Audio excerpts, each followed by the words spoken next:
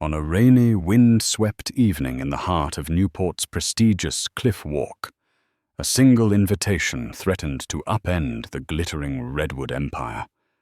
Inside the gilded halls of their historic mansion, guests gathered for what was meant to be a grand 20th anniversary dinner, only to witness scandal unfold in real time.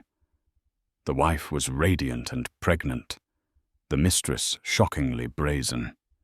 Power, greed, and shattered promises collided amid the clink of crystal glasses and hushed whispers. Little did the elite crowd know that by the end of the night, one woman's seat at the table would be taken, and an entire legacy would be forever changed. The Redwood name was synonymous with opulence on America's East Coast. Indeed, the Redwood lineage could be traced back a century. Sailors, merchants, and eventually industrial tycoons who turned old money into a modern empire. Yet for all the Redwood fortune, it was Jonathan Redwood who propelled them into rarefied air. He was tall, with hair once golden, but now elegantly graying, and he possessed the self-assured charisma of a man who believed fate and fortune were his birthright. His beloved estate, the Redwood Manor, perched on a rocky outcrop along Newport's Cliff Walk. The Atlantic Ocean crashed against the stones below a constant roar that served as nature's own cautionary tale. Towers and gables jutted upward from the mansion's rooftop, harking back to Gilded Age extravagance. Inside, marble floors gleamed antique tapestries adorned the walls, and vintage chandeliers cast warm light across salons and ballrooms that had once hosted Vanderbilt's Astors and European nobility. Jonathan Redwood took over the Redwood Empire at the age of 30 after the untimely death of his father in a sailing accident off the coast of Maine. With the help of top-tier attorneys from the real-life law firm Skadden Arps, and with the shrewd guidance of close confidants, Jonathan not only preserved his family's wealth, but magnified it. He owned shares in global shipping lines, had partnerships with tech entrepreneurs in Silicon Valley, and even funded a charitable foundation that named schools in remote corners of the world. At 32, he married Elizabeth Hendricks, a marketing genius from Boston, who'd made her own fortune launching high-end cosmetics. Elizabeth was not just an arm trophy. She was a woman of grit and intellect, holding an MBA from Wharton and working as brand consultant for LVMH before stepping into the Redwood spotlight. With Elizabeth's sense of strategy and Jonathan's relentless ambition, their empire had soared to new heights. Redwood's properties dotted the globe from a private island near Bora Bora to luxurious penthouse apartments in Manhattan, Paris, and Tokyo. Everyone believed they were the perfect couple, glamorous, philanthropic, unstoppable. But behind gilded doors, tensions simmered. Jonathan spent more nights in board meetings than in the Redwood bed. Elizabeth's heartbreak at enduring multiple miscarriages weighed on her. Exhausted from fertility treatments, she quietly began to question whether the Redwood name might end with them. Despite their perfect facade, cracks of loneliness showed in her warm hazel eyes. As the couple approached their 20th wedding anniversary, Elizabeth discovered to her astonishment that she was finally pregnant. A swirl of joy and trepidation filled her heart. She was nearly 40, and a first pregnancy was no small gamble. She needed stability, calm, and reassurance from Jonathan, things that were increasingly absent from his routine. It was precisely in this emotional gap that the seeds of betrayal took root, overshadowing what should have been the happiest chapter in their marriage. Rumors traveled quickly among the mansion's staff. Redwood Manor was a microcosm of drama. Maids, chauffeurs, and household managers who had served multiple Redwood generations learned early on that secrets were not safe for long behind gilded walls. The first hint of trouble came when the longtime housekeeper, Miss Greta O'Connell, saw Jonathan boarding his sleek black Bentley late in the evening. It was 10:30. He had told Elizabeth he was working late with lawyers on a new land deal. Yet the law offices in downtown Newport closed by 9. Confused, Greta peeked out from behind the curtains, watching Jonathan drive off into the night. At first, no one said anything. Jonathan Redwood was a powerful man, one who inspired both admiration and trepidation. People rarely questioned his moves, but week after week the Bentley would vanish in the late hours. Then gossip trickled into the Redwood staff quarters. An elegant brunette had been spotted on Jonathan's arm at a discreet French bistro near the wharf. She was introduced merely as a business associate, but her hand resting on his thigh told another story. Her name was Cassandra Vanderbilt, though no relation to the famed Vanderbilt family. In truth, Cassandra had changed her surname from Jenkins to Vanderbilt upon deciding to create a new glamorous identity.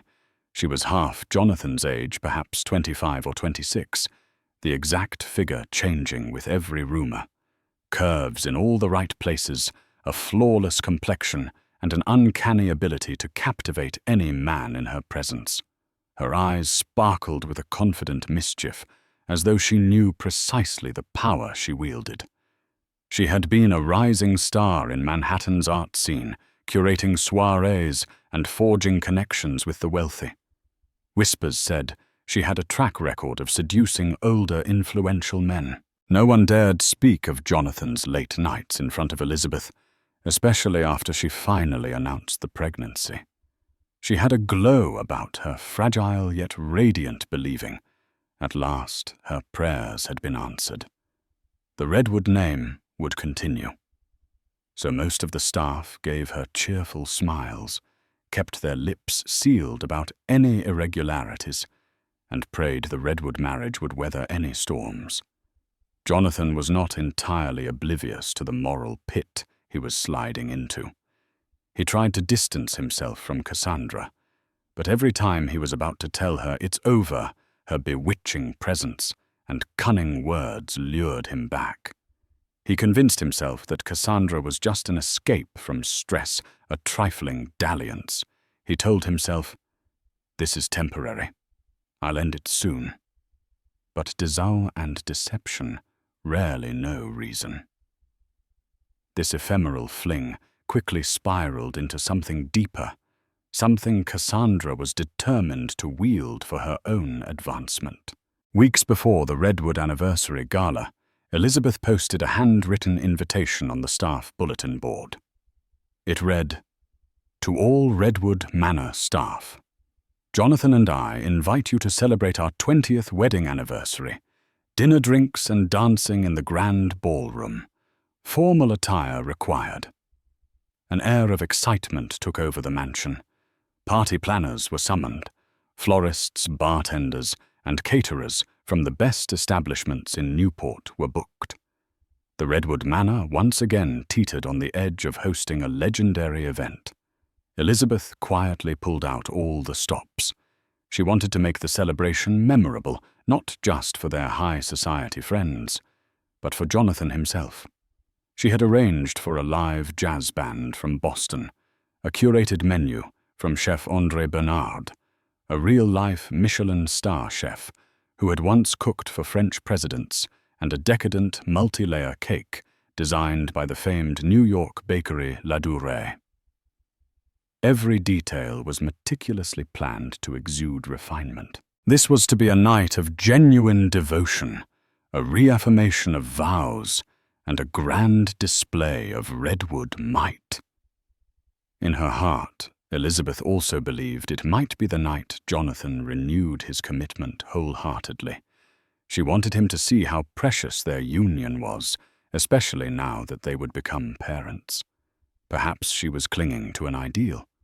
Perhaps a small voice inside her recognized the distance in his eyes lately, but she refused to let fear overshadow the chance of salvaging their marriage. Jonathan seemed enthusiastic enough on the surface. He praised her party plans and participated in deciding which high-profile couples to invite, He worked with their real-life PR firm Edelman to ensure the Redwood brand would benefit from the event's coverage.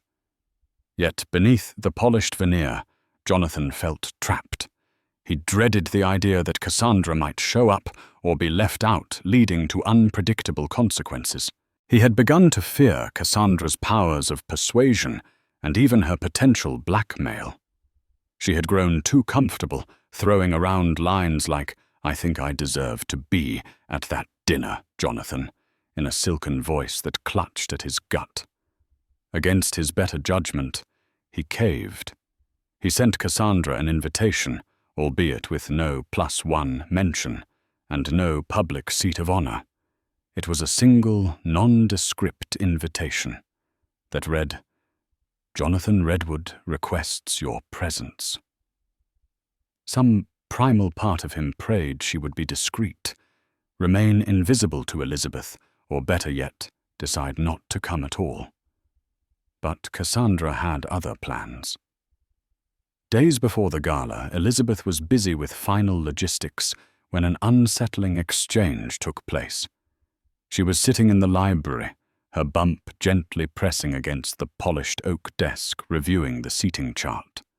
The library had floor-to-ceiling shelves of leather-bound volumes, and a large antique Tiffany lamp illuminated her porcelain cheeks. Her gaze was fixed on the names, Hollywood celebrities senators, even old Harvard classmates of Jonathan's. This was going to be the Redwood event of the year, perhaps of the decade. Suddenly a quiet knock interrupted her thoughts. It was Ms. Harriet Stiles, the Redwood personal assistant. Harriet was a sharp-eyed woman in her 50s, whose loyalty to Elizabeth ran deep. She stepped in hesitantly, her stiff posture betraying some urgency. "Ma'am," she said softly, "I have a concern about the final invitations sent out this week." Elizabeth lifted her eyes, focusing on Harriet's anxious face. "Go on." "Well, I came across a name I've never seen before on our typical guest lists." Harriet cleared her throat.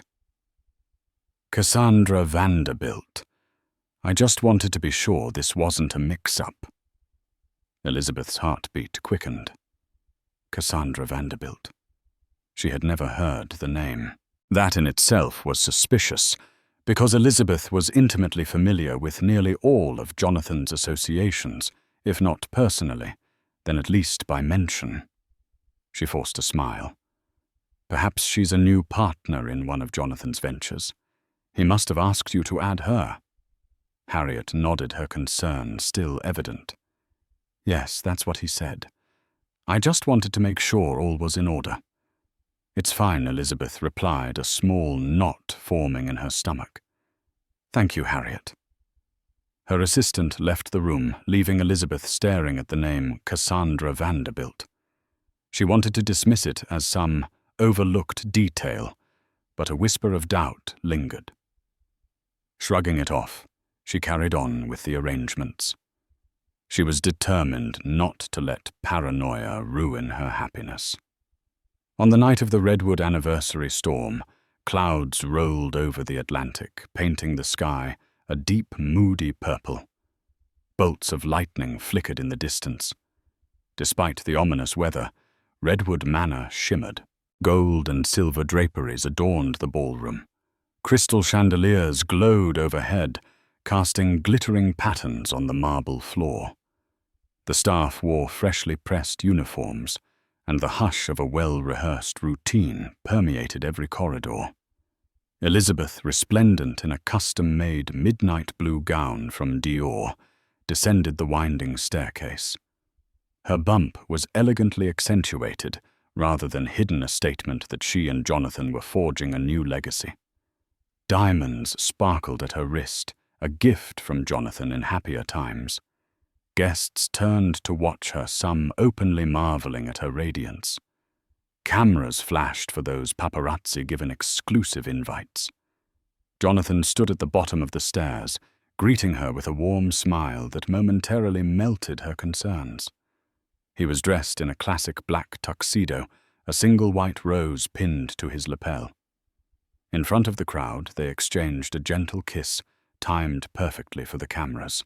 For a fleeting moment, they were again the image of a perfect power couple. As the night unfurled, the Redwood guests circulated. Elizabeth introduced her philanthropic friend from Boston, Caroline Mercer, to a Hollywood actor. Jonathan was chatting with an old fraternity brother from Harvard, who was now a U.S. senator. Waiters passed around trays of champagne flutes, while the live band filled the air with sultry jazz. At precisely 8:30 p.m., Cassandra Vanderbilt arrived. She wore a deep red velvet gown that seemed designed to command attention. No coat, despite the chilly drizzle outside, which left droplets shimmering across her exposed shoulders. She held her head high, her glossy raven hair pinned into an artful updo, and a single diamond choker glittered at her neck.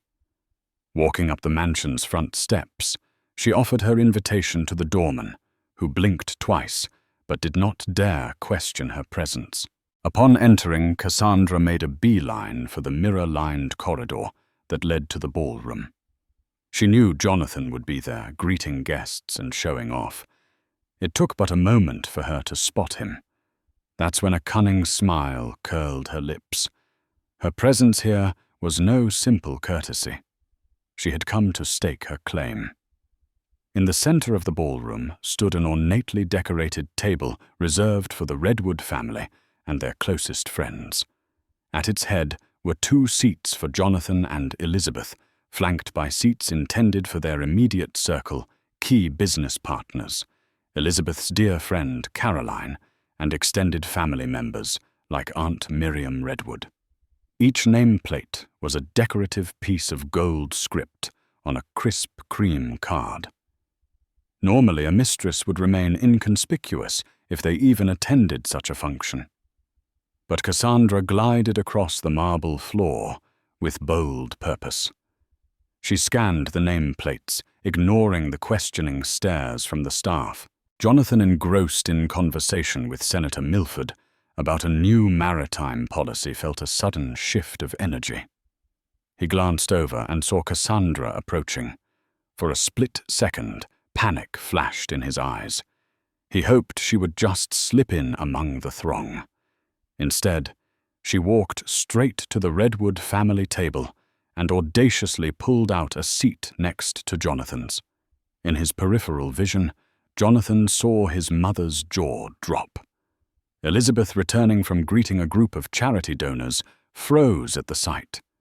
Whispers rippled through the crowd as tongues wagged about the unknown woman at the Redwood table. Cassandra's lips curved into a cat-like smile, as though this was the most natural thing in the world. Elizabeth approached from behind, her heart drumming like a war drum. She placed a gentle hand on Cassandra's shoulder, somehow maintaining her composure. "I'm sorry," Elizabeth said evenly, "but this table is reserved for family and close friends. Would you like me to help you find your assigned seat?" Cassandra turned her head, slowly, eyes locking onto Elizabeth's. "Ah, Mrs. Redwood," she said, purring in an impossibly low and rich tone.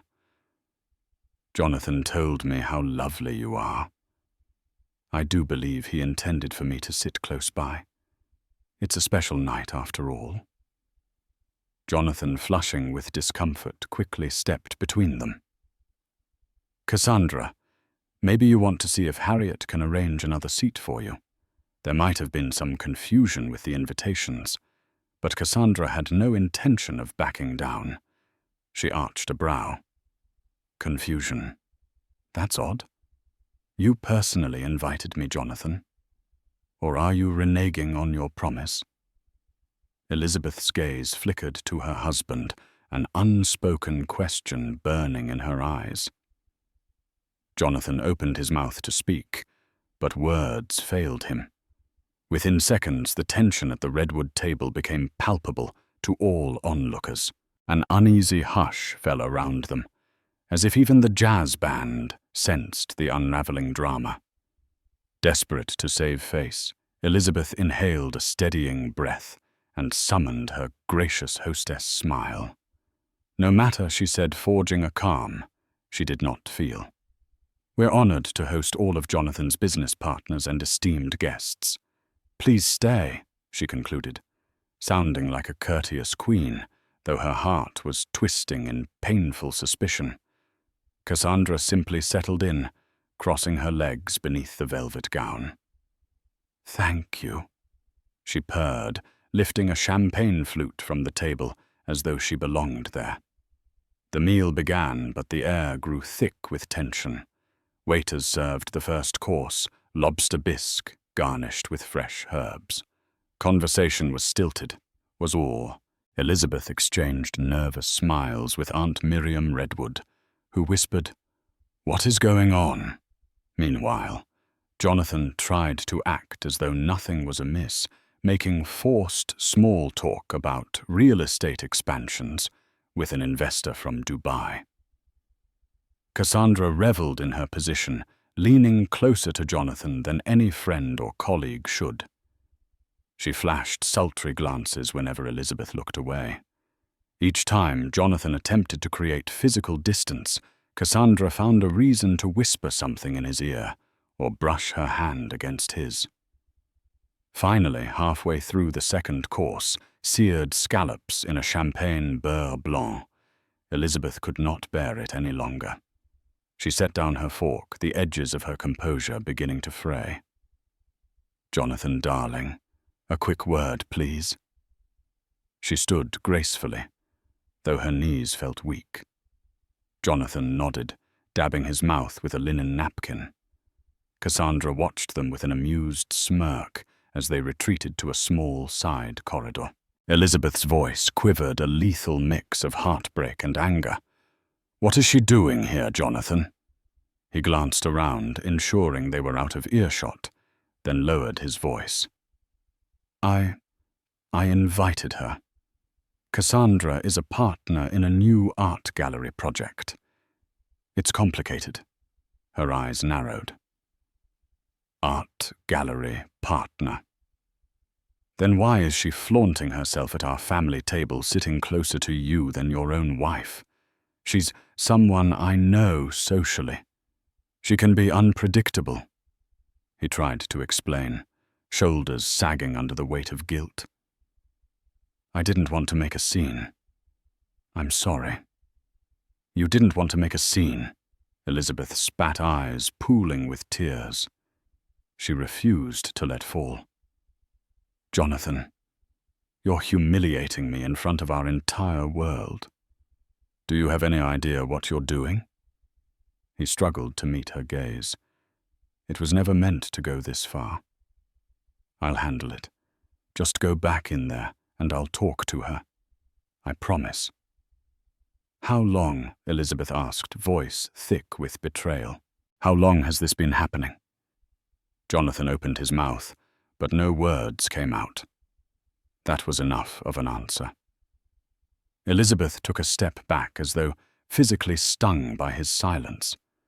Her face tightened with pain, but she swallowed the tears. Years of grooming for high society events had taught her not to break in public. "I'm pregnant," she whispered, her voice shaky, but resolute. "I can't do this right now. We'll talk about it after this event." And with that, she turned on her heel, leaving Jonathan alone in the hallway, drowning in shame. The night was not yet finished. The Redwood wedding anniversary was more than just a private party. It was a well-publicized affair. The Redwood brand had soared to new heights thanks to Jonathan's philanthropic and business acumen. Local media journalists were stationed outside, capturing the arrivals and hoping for a scoop. Inside the final course was served a decadent filet mignon with truffle sauce. Jonathan returned to the table, ignoring Cassandra's provocative grin. Elizabeth composed herself and went through the motions of hostessing, ignoring the glances from concerned friends. Yet the emotional storm churned within her. To top off the drama, when the clock struck 10, Aunt Miriam Redwood stood to offer a traditional family toast in honor of the anniversary. She spoke of Redwood history, their philanthropic achievements, and their bright future, particularly the child Elizabeth carried.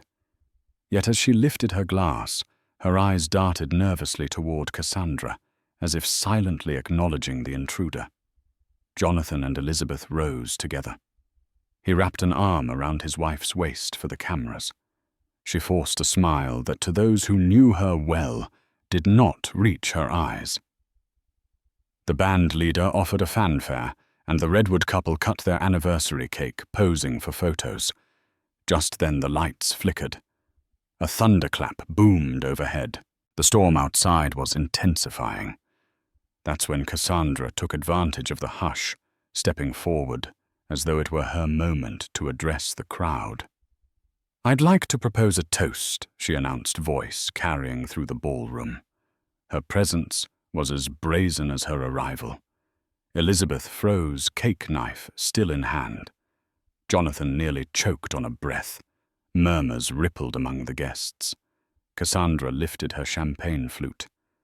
"To Jonathan Redwood, for his enduring passion, his generosity, and for always keeping his word."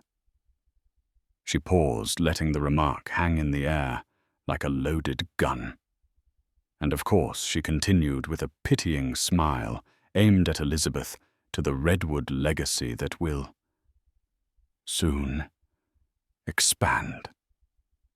Elizabeth's face paled.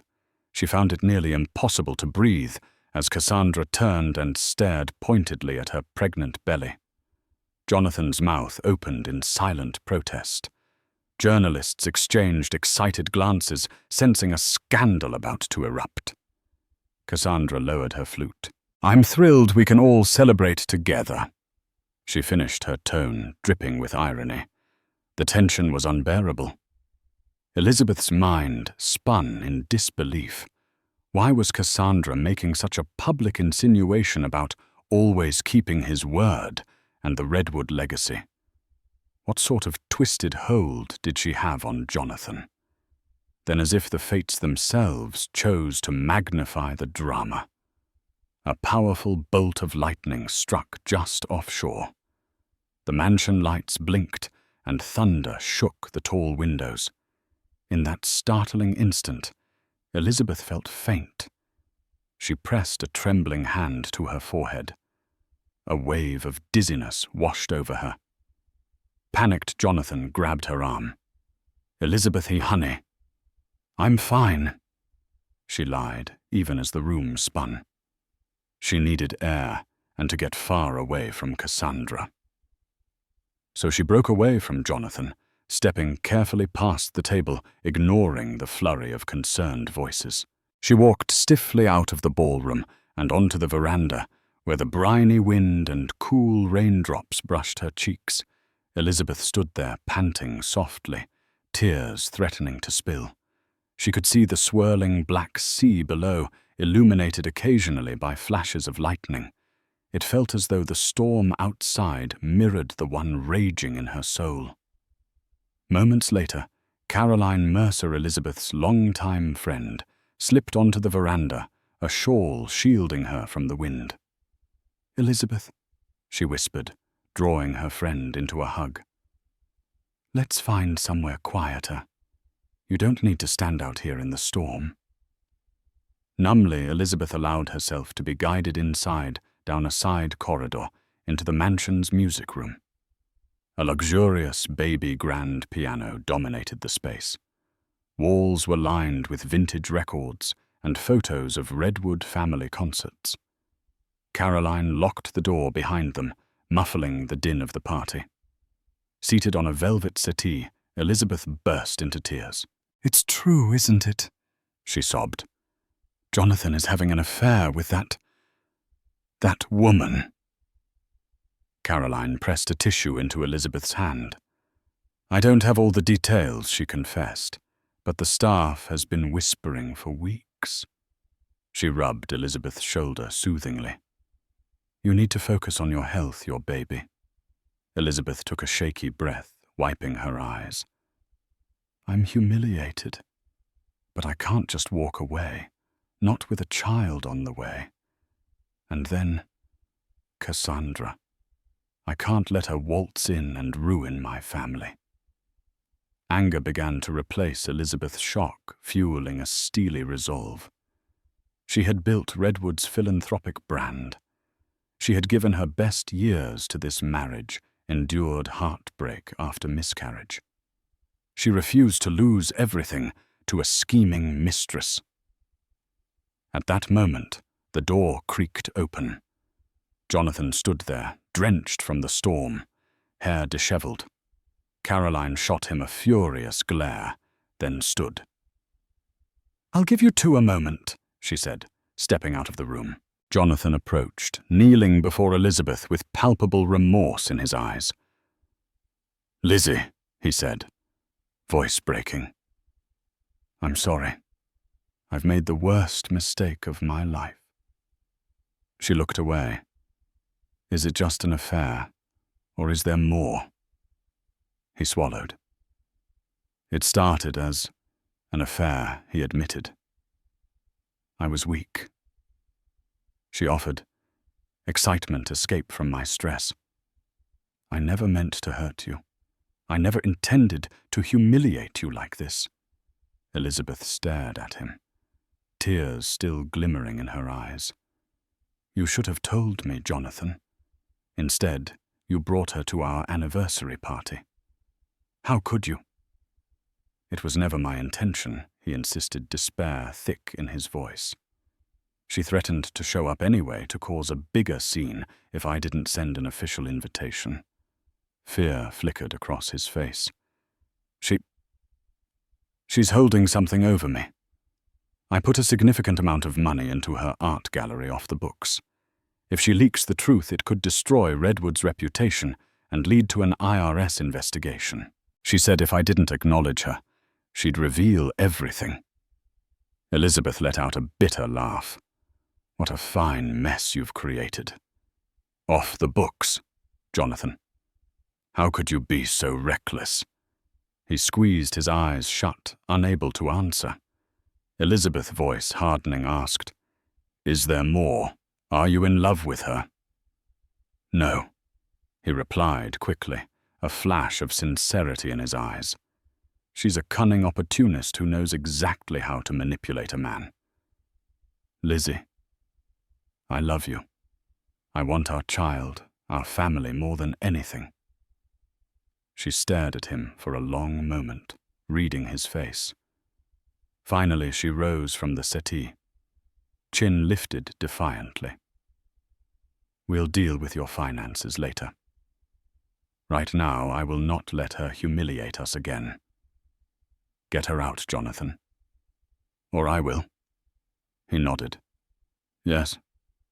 I'll tell her to leave tonight. I promise you. Back in the ballroom, the jazz band continued to play. Guests tried to salvage the evening sipping champagne and chatting nervously. Many had witnessed Cassandra's brazen toast and Elizabeth's abrupt exit, but they whispered theories rather than openly gossip. Redwood events had never been this scandalous. Jonathan found Cassandra loitering near the dessert table, swirling a flute of champagne. She smiled coyly as he approached. Did I interrupt something? She teased, tilting her head.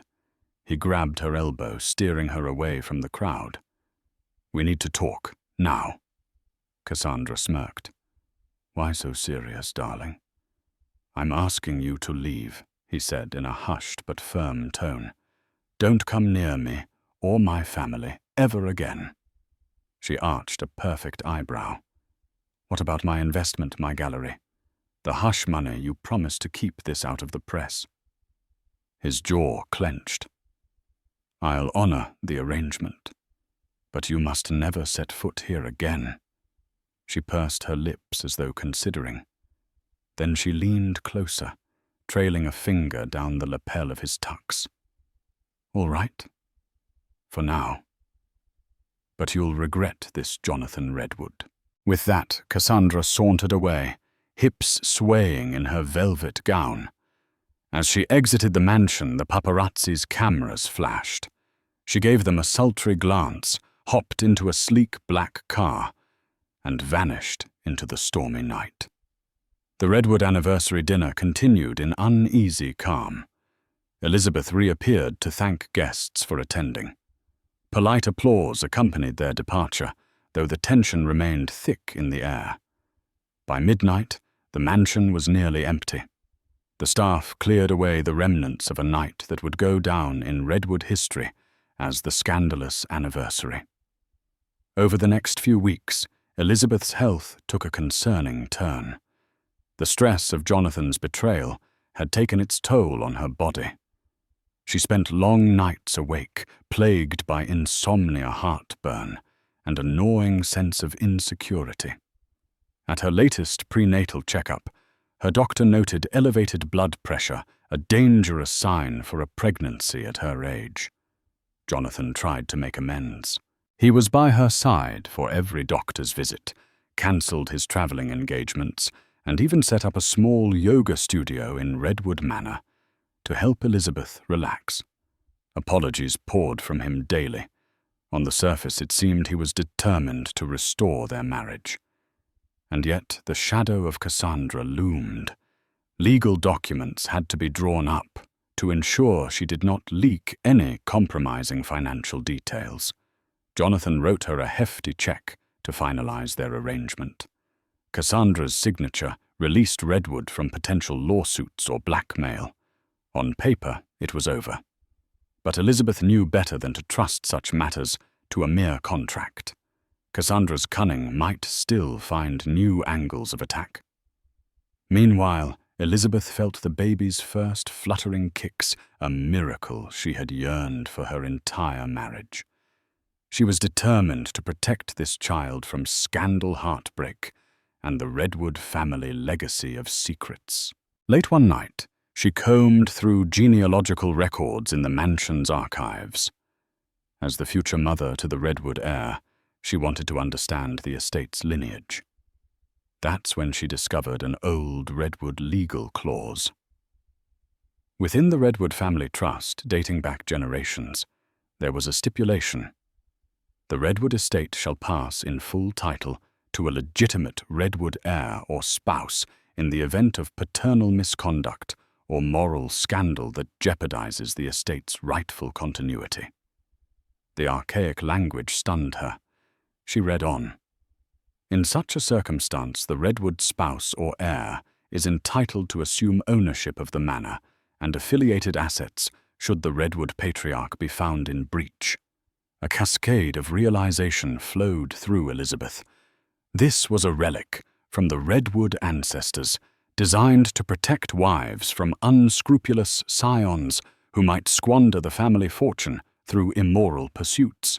If Jonathan's affair and the hush money came to light, Redwood's board and attorneys could well interpret it as jeopardizing the estate. That meant Elizabeth carrying the true Redwood heir might hold unprecedented power in any internal dispute. Just as Elizabeth contemplated the implications of this old family clause, a phone call rattled her. Caroline Mercer phoned early one morning, voice trembling with urgency. Elizabeth Mercer, I hate to be the bearer of bad news, but someone is selling pictures to the tabloids. Elizabeth's heart sank. Pictures of what Caroline hesitated. Jonathan, Cassandra. They were together at a private suite in the Ritz-Carlton, Boston. The paparazzi got them on camera about a month ago. My friend at the Boston Globe said they're hitting the press soon. Elizabeth's head began to spin. The Redwood name was about to be dragged through the mud. She stared at her reflection in the mirror, feeling older and more tired than ever. So Cassandra had not let go. That check Jonathan gave her apparently did not quell her ambition. We'll have to do damage control, Elizabeth said, face set with determination. We can't let Redwood be destroyed.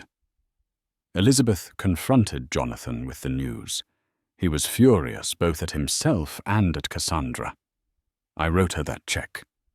I made her sign the NDA. Damn it all, how is she? He shook his head. She must be funneling the photos through some third party. We need to act fast, Elizabeth said. The Redwood board will be outraged not just by the affair, but the illegal hush money that might come to light. We can't let that scandal overshadow everything you've built.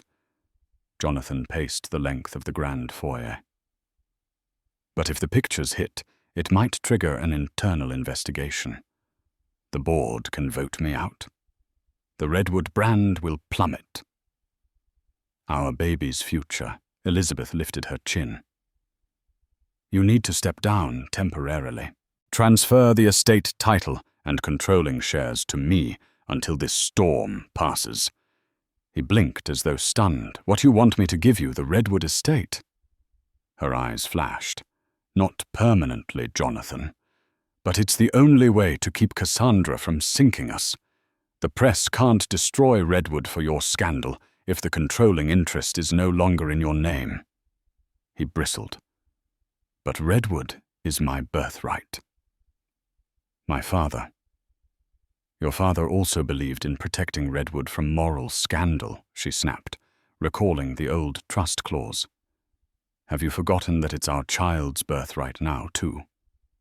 He exhaled, raking a hand through his hair. I all right? We'll do it. They called Jonathan's attorneys from Skadden Arps, setting an emergency meeting at Redwood Manor. The attorneys grimly confirmed that the best damage control might be an immediate transfer of assets. Elizabeth Redwood, as the spouse and soon-to-be mother of the Redwood heir, would become the principal caretaker of the estate. Jonathan could remain a figurehead, but would have no official power or signatory authority. It was an extraordinary move, but it might protect Redwood from Cassandra's nuclear bomb of scandal. The next day, in Redwood Manor's wood-panelled study documents, were signed under the watchful eyes of a notary. The Redwood name and estate effectively passed to Elizabeth Redwood. On a crisp morning, just as Elizabeth and the attorneys were finalizing the estate transfer, Harriet, the personal assistant, entered the study, face pale. Ma'am, Cassandra Vanderbilt is here. She says it's urgent. Elizabeth's pulse quickened, but she refused to show fear. Send her in. Cassandra stepped into the study, looking every inch a femme fatale in a tailored black coat and high-heeled boots.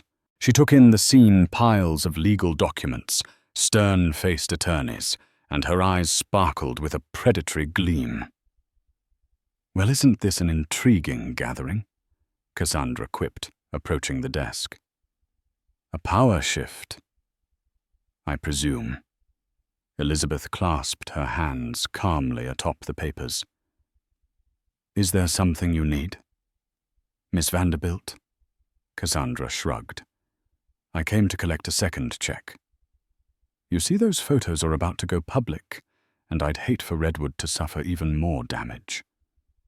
If you care about your husband, you'll pay me to keep them quiet. A muscle twitched in Elizabeth's jaw, but she kept her composure. We've already paid you. We have a legally binding NDA. Cassandra laughed, the sound echoing off the oak walls. You think I care about your NDA? I have a friend in the tabloids who's hungry for Redwood gossip. Now I have new demands. 50 million, or Redwood's name is toast. Elizabeth bristled. That's extortion. Cassandra's lips curved. No, darling, it's business. Jonathan knows how I operate. One of the attorneys cleared his throat, looking disturbed. Elizabeth raised a palm, signaling him to remain silent. She took a breath, leaning forward slightly. Cassandra, let me be perfectly clear. Jonathan Redwood no longer controls the estate or Redwood Holdings, so your little scheme to squeeze money from him is futile. If you want Redwood funds, you'll have to go through me now. Cassandra's smugness faltered. What Elizabeth opened a folder, extracting a fresh set of documents. I am the sole owner of Redwood Manor and the majority of Redwood Inc. as of this morning. You're free to do what you please with any photos, but Redwood's future and my child's inheritance are secure from your blackmail. You won't ruin us. Fury flashed across Cassandra's face. You can't be serious. Jonathan Redwood is Redwood Inc. Everyone knows that. Elizabeth offered a cool smile. Legally, as of today, he's not. The attorneys nodded in agreement, arms folded. Cassandra's face twisted in anger, and her cunning eyes flicked between Elizabeth and the stoic legal team. Then I'll just release the photos out of spite. Cassandra's sneered voice trembling with rage. Let the Redwood name burn. Elizabeth, carefully controlling her racing heart, fixed Cassandra with a steady gaze. By all means, do it. The Redwood brand will survive. You, however, will face lawsuits for breach of contract defamation and extortion that will leave you penniless. And once the public sees you for what you are, no wealthy benefactor will ever trust you again. Cassandra's shoulders tightened. She recognized the trap. Elizabeth had cornered her. Redwood resources were formidable, an army of attorneys, private investigators, and PR experts who could bury her in legal battles for the rest of her life. You'll regret this, Cassandra spat. Jonathan Redwood won't hide behind you forever. Elizabeth rose to her feet, the faint curve of a triumphant smile on her lips. I'm carrying the Redwood heir, Miss Vanderbilt. He's not hiding behind me. He stands by my side. Now please see yourself out. Cassandra glowered, her perfect features hardened in defeat. She spun on her heel and stormed out, the echo of her angry footsteps trailing through the corridor. 2 days later, the tabloids published a single blurred photo of Jonathan Redwood in a Boston hotel lobby, enough to stir mild gossip, but not the damning set Cassandra had threatened. Redwood's official statement, released by Elizabeth in her new role, explained that Jonathan had been in the city on business. It downplayed any suggestion of scandal. Behind the scenes, Redwood's legal team quietly filed restraining orders against Cassandra, citing her breach of contract and attempted extortion. Cassandra countered with vague threats, but lacking financial resources to mount a major lawsuit. She began to fade into the background. Redwood's attorneys kept vigilant, prepared to strike if she surfaced again. Meanwhile, Elizabeth and Jonathan worked tirelessly to weather the PR storm. Indeed, Redwood's stock dipped briefly, but stabilized once the news cycle churned on to fresh topics. Elizabeth's pregnancy became a focal point. Paparazzi snapped pictures of her shopping for baby clothes at Tiffany & Co.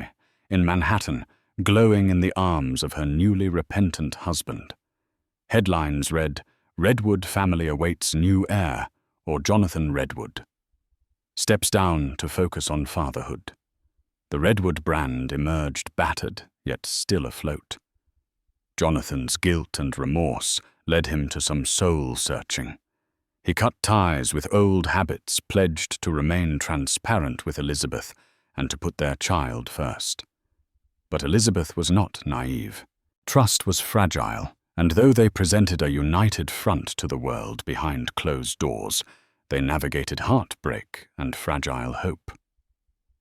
For the sake of their unborn child, and perhaps love, Elizabeth gave Jonathan a chance to redeem himself. As her due date approached, Elizabeth decided to hold a quiet baby shower at Redwood Manor. This time, there would be no cameras, no columnists, no press releases. The celebration was intimate, designed not for public perception, but for personal healing. The mansion's grand sunroom, flooded with soft morning light, was adorned with fresh lilacs and pale blue ribbons that fluttered gently in the spring breeze. Jonathan had personally overseen every detail. He was no longer the detached tycoon who once vanished into boardrooms and hotel lobbies. Now he fussed over canapé selections, hand-wrote place cards, and even coordinated with Aunt Miriam on floral arrangements. Caroline Mercer arrived first, bearing a hand-knit blanket she'd spent weeks crafting. A few close friends from Boston followed along with distant cousins and Redwood Manor staff who had become like family. Elizabeth, her figure radiant with late-stage pregnancy, wore a simple ivory silk dress. Her feet were swollen, her back ached, but her smile was genuine for the first time in months. She greeted each guest with warmth, and when Caroline placed a gentle hand on her belly, she laughed through happy tears. The sunroom buzzed with joy as gifts were unwrapped tiny booties, monogrammed bibs, designer swaddles. Aunt Miriam's homemade lemon cake was passed around as she led a game of guessing the baby's birth date. Jonathan hovered near Elizabeth protectively, always ready with a pillow, a glass of water, or a loving hand on her shoulder. His attentiveness didn't erase his past mistakes, but it reminded Elizabeth that perhaps people could change when given a reason big enough to try.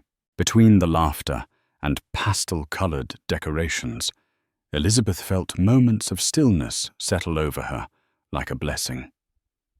Yet even amid celebration, her mind occasionally drifted to the recent chaos, the scandal, the betrayal, the relentless media pressure.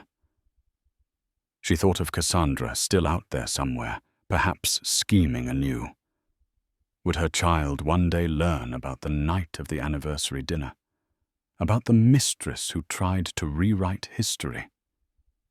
But every time doubt crept in, she placed her hand on her belly and remembered this was the future now.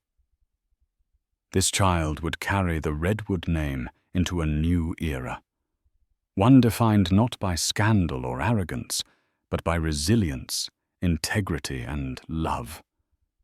And then on a clear April morning it happened.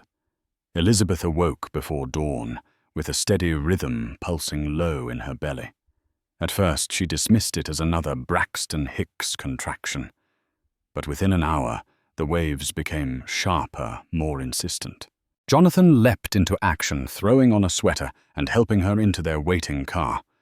They drove to Newport Medical Center in silence, hands clasped tightly. Labor was long, exhausting. 12 hours of pushing, breathing, and sweat. But Elizabeth endured, fueled by something deeper than strength, an ancestral will to protect, to deliver a future no mistress could ever steal. When the newborn's cries echoed through the delivery room, time itself seemed to still. A boy, the doctor announced, lifting the swaddled child into Elizabeth's arms. They named him Alexander James Redwood. Tears streamed freely down Jonathan's face as he held his son for the first time. "He's perfect," he whispered. "He's our redemption." Elizabeth, cradling Alexander against her chest, looked toward the rising sun. Through the hospital window the sea shimmered with gold, and waves crashed with the promise of renewal. Despite the wounds still healing between them, this child, this miracle, had transformed everything. The Redwood dynasty had a new beginning, and this time it would be written on Elizabeth's terms. A week after Alexander's birth, Redwood Manor was filled not with scandal, but with the sounds of new life. Soft coos and midnight cries echoed through the marble halls that once held secrets and whispered betrayals. Now they held lullabies and the scent of baby powder.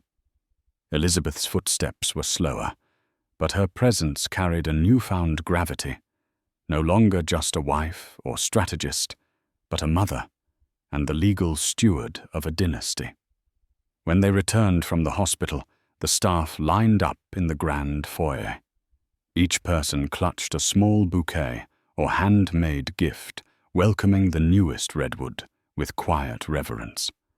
At the center of it all stood Elizabeth, dressed in a flowing cream blouse and holding Alexander swaddled in a blanket, stitched with the family crest. Jonathan stood beside her, not as a CEO, not as a disgraced husband, but as a man humbled by fatherhood and the second chance it offered. The manor felt different now, warmer, grounded. Even the ocean outside seemed calmer, its tones no longer threatening but protective. Days later, a formal meeting was convened in the study. The room that had once witnessed Cassandra's schemes now served as the birthplace of Elizabeth's reign. Mahogany shelves towered overhead, the scent of old books mingling with fresh ink from legal documents. Redwood family lawyers, clad in navy suits and measured expressions, sat across from Elizabeth and Jonathan at the long conference table. "We're here to confirm the official transfer of estate authority," said Gerald Donnelly, the lead attorney from Skadden Arps. He slid forward a final set of documents bound in leather. In light of the birth of Alexander James Redwood and pursuant to the Redwood Trust's legacy clause. Mrs. Elizabeth Redwood shall remain the primary holder of the estate's title with majority control over Redwood Incorporated until such time as the Redwood Board and family trustees vote otherwise.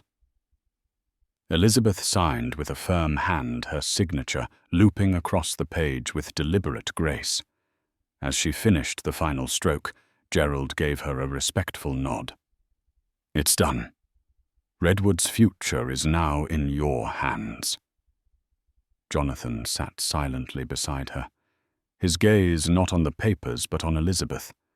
His admiration was evident, tinged with remorse, but rooted in awe. "You've done what I never could," he said quietly. "You saved us." Elizabeth looked up, her eyes cool but not cold. "I protected our son's inheritance and Redwood's name." Outside the study, Aunt Miriam waited with Alexander. When Elizabeth emerged, the older woman handed the baby over her wrinkled hands, gently adjusting his blanket. "The future's watching, dear," she said with a meaningful glance. "Make sure he learns the truth, but also the strength behind it." Later that evening, Elizabeth stood alone on the manor balcony, the baby asleep in her arms. Below, the ocean stretched into darkness, glittering under a rising moon. She rocked Alexander slowly, whispering promises into the wind. "You will inherit more than just land and titles," she murmured. "You'll inherit courage, dignity, and the truth." Jonathan stepped behind her, placing a hesitant hand on her shoulder. "May I?" he asked, gesturing to the baby. She paused, then nodded gently, passing Alexander into his arms. As father and son looked at one another under the night sky, something fragile but powerful settled between them. Accountability. A bridge being rebuilt brick by brick, choice by choice. The Redwood estate was no longer just a relic of old money. Under Elizabeth's stewardship, it had become something else entirely, something modern, fierce, and fiercely maternal. The Redwood name had been scarred, but with a matriarch now at its helm, and an heir cradled beneath the stars, it had also been reborn. And so ends the tumultuous tale of how a brazen mistress crashed a sacred anniversary dinner only to be bested by the very wife she sought to eclipse. Beneath the glitter and grandeur of Redwood Manor, a pregnant wife discovered her own power and secured not just her marriage, but the entire Redwood estate. In a whirlwind of scandal, heartbreak, and fierce determination, the Redwood legacy survived and thrived, and while no one can erase the painful lessons learned that night, each sunrise over the cliff walk stands as a reminder: true strength lies in love, commitment, and the unwavering resolve to protect what is rightfully yours. If you found this real-life drama novel as riveting as we did, please show your support. Like this video, share it with friends who love a juicy tale of power and scandal, and don't forget to subscribe to our channel for more gripping stories, just like this one.